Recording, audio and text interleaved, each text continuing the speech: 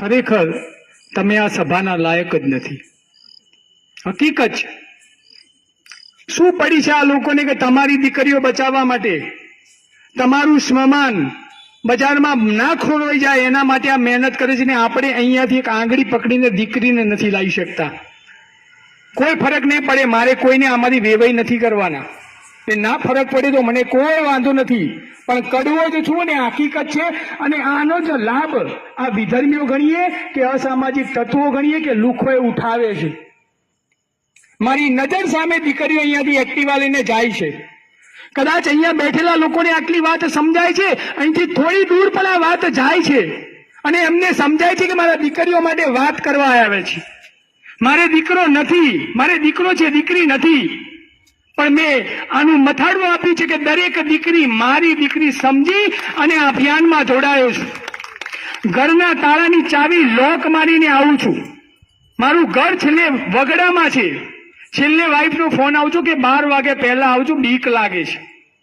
પણ હું એમ કહું છું કે મારો સમાજ જે દીકરી ભાગી જાય એના સમાજના ડર છે ને એ પહેલે મારે દૂર કરવા માટે મારે રાત્રે 1 વાગશે પણ વાગશે તો તું સૂઈ જજે. હું કોના માટે આવું છું? આ બધા કોના માટે આવે છે?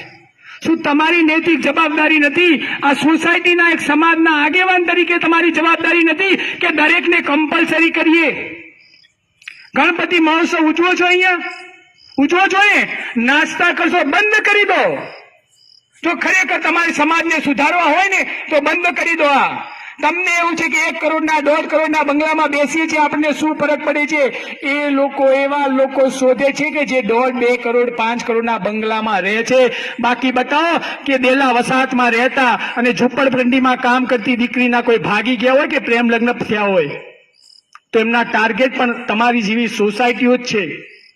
અને એટલા માટે સભા કરીએ છીએ. દુઃખ થાય છે કે સાલું આટલો પરિવાર છોડી, ધંધો છોડી અને આ લોકો મહેનત કરે છે ને આ એક ટ્રસ્ટી નથી લેતા અહીંયા લાવવાની. તમને ના કહી દઉં, કદાચ સમય વધે ને તો એકવાર જજો. મહેસાણામાં 34-35 આ ગેસ્ટ હાઉસ ચાલે છે. એના અહીંયા ગેસ્ટ હાઉસનું બોર્ડ હોય ને ત્યાં 1 કિલોમીટર દૂર ઉભા રહેજો.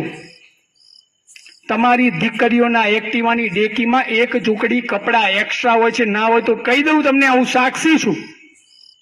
ઘરેથી કયા કપડા પહેરીને જાય છે, બજારમાં કયા બેનપણીના ઘરે કપડા બદલે છે, આખો દિવસ ફરે છે, ફરીથી બેનપણીના ઘરે જાય છે અને તમે આપેલા કપડા પહેરીને ઘરે આવે છે. આ હકીકત છે આ સમાજની. આ યાદ રાખજો.